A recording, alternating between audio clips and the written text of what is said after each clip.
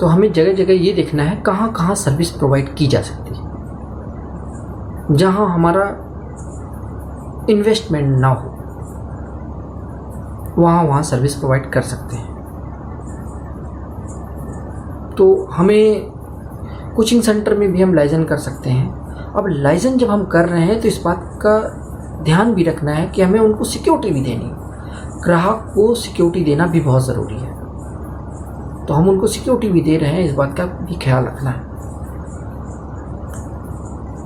तो अब जो 2 बंदे हमने लोकल सेंटर में बैठाए थे, तो लोकल सेंटर में जो 2 बंदे बैठाए थे वो तो अपना काम करेंगे, साथ ही हमें एक ऐसा व्यक्ति भी चाहिए जो लोकल सेंटर के लाइजनिंग यूनिट को, टीनी मॉडल्स को, डिलीवरी पार्टनर्स को और कस्टमर केयर में बैठे हो लोकल सेंटर में लोगों को, सबको मैनेज करे, चीज़ें कहाँ गड़बड़ हो रही हैं उन चीज़ों को सही करे देख के। तो वो व्यक्ति, उस व्यक्ति की भी हमें ज़रूरत पड़ेगी जो लोकल सेंटर में बैठेगा या फिर फील्ड पे जाएगा ज़रूरत पड़ने पे जगह जगह। तो वो कोऑर्डिनेशन करेगा सबसे, एक दूसरे से, जहाँ प्रॉब्लम आएगी उसको सॉल्व करेगा।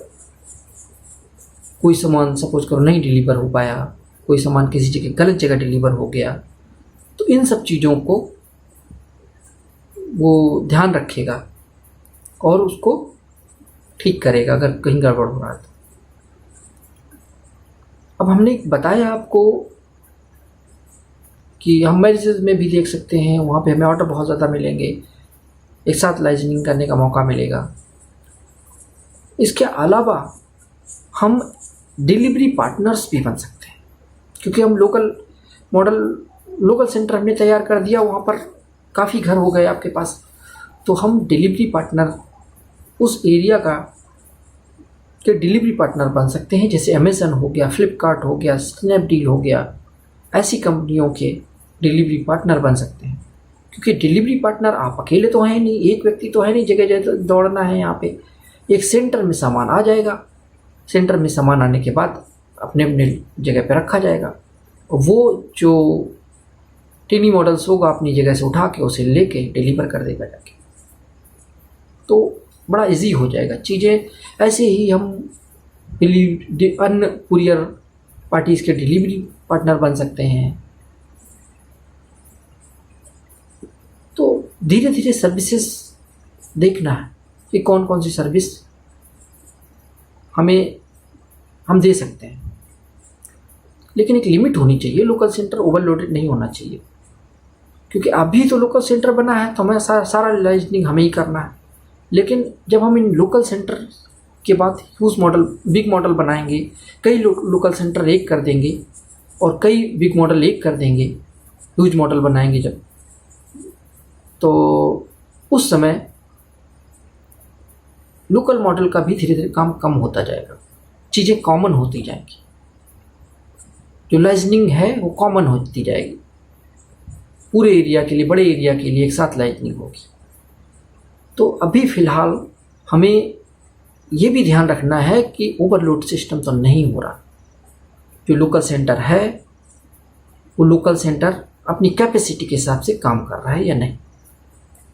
तो अगर वो ओवरलोड होने लगे कहीं पे, तो हमें सर्विसेज स्टॉप करनी है, वहीं पे स्टॉप नहीं करनी है। कुछ सर्विसेज जो दे पा रहे हैं वही देनी है, बाकी को ध्यान नहीं देना है। अगर कर सकते हैं तो बहुत अच्छी बात है, ज़्यादा से ज़्यादा सर्विस के लिए लाइजन कर सकते हैं। हम एक लंबी लिस्ट तैयार कर सकते हैं जहाँ जहाँ लोग जिस इसमें, सपोज़ करो लोग प्लॉट खरीदते हैं, सपोज़ करो लोग जगह जगह ये करते हैं, तो जहाँ इन्वेस्ट कर रहे हैं लोग, जहाँ खर्च कर रहे हैं, जहाँ पे उनका काम हो रहा है, इंश्योरेंस करा रहे हैं, बहुत सारी चीज़ें, तो सब की सर्विसेज हम धीरे धीरे इन सब की सर्विसेज शुरुआत कर सकते हैं उस लोकल सेंटर की जगह। प्रचार की हमें चूँकि अब ज़रूरत ज़्यादा नहीं पड़ेगी, क्योंकि हमारे ट्रेनिंग मॉडल्स काम कर रहे हैं अपना, वो प्रचार भी कर रहे हैं, तो प्रचार की उतनी ज़्यादा रिक्वायरमेंट नहीं होगी। और हमें दूसरों का प्रचार करना है, कंपनियां कुछ सैंपल देती हैं कई बार, तो वो भी डिस्ट्रीब्यूट कर सकते हैं हम। तो इस प्रकार से लाइजनिंग करके हम चीज़ों को एक पर्टिकुलर एरिया में बेहतर बना सकते हैं और कमाई कर सकते हैं।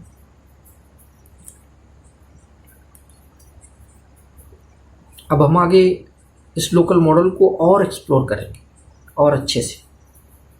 लेकिन जैसे ही लोकल मॉडल शुरू होगा तो उसमें हम चीज़ें फिजिकल करके दिखाएंगे, या आप अपने एरिया में खुद शुरू कर सकते हैं, या किसी एरिया में शुरू करके वो भी वीडियो अपलोड कर सकते हो, सो दैट लोगों को पता चलता रहे क्या प्रॉब्लम आ रही है और उसका सोल्यूशन क्या है, उनका सोल्यूशन निकाला जा सके।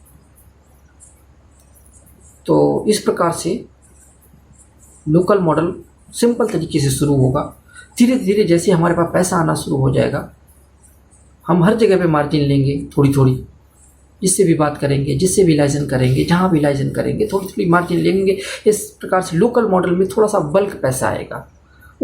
उस बल्क पैसे को हमें चीज़ों को सेटअप करने के लिए शुरू में लगाना है। पहले तो हमें 50% निकाल देना है कि हमें जो है टिनी मॉडल्स ग्राहकों और इनके लिए कुछ परसेंटेज रखना है। वो परसेंटेज की बात मैं बाद में करूँगा, लेकिन उसमें कुछ निकाल देना है। फिर 50% बचा, पहले में सैलरी दे देनी है सबकी, क्योंकि अभी जो टिनी मॉडल्स की कमाई है वो भी आपके पास आ रही है, जो डिलीवरी पार्टनर हैं उनकी कमाई भी आपके पास आ रही है, जो लाइजनिंग यूनिट के बंदे हैं उनकी भी पेमेंट आपके पास आएगी सीधे।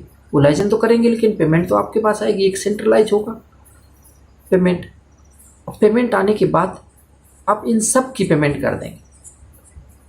अगर पैसा बचता है, धीरे धीरे के सर्विस बढ़ गई और पैसा बचने लगा, तो हम उस लोकल सेंटर को अच्छे से सेटअप करेंगे। हम उसे बड़ा बना सकते हैं, बड़ी जगह सेटअप कर सकते हैं, आसपास की बड़ी उसमें, या फिर अगर बड़ी जगह है तो वहाँ पे सफिशिएंट जगह है तो सुविधाएं दे सकते हैं उनको। जैसे कंप्यूटर नहीं था, कंप्यूटर दे सकते हैं, प्रिंटर दे सकते हैं, और चीज़ें सेट कर सकते हैं, मेसेज वगैरह दे सकते हैं, और जो है स्लॉट बना सकते हैं अच्छे से, जो लोग टिनी मॉडल्स के हैं स्लॉट वो बना सकते हैं। तो इस प्रकार से हम चीज़ें सेट कर सकते हैं। तो आगे टिनी मॉडल के बारे में, जो टिनी बिजनेस मॉडल है उसके बारे में थोड़ा सा और मैं बात करूँगा, और इसके बाद नंबरिंग सिस्टम की बात करूँगा। धन्यवाद।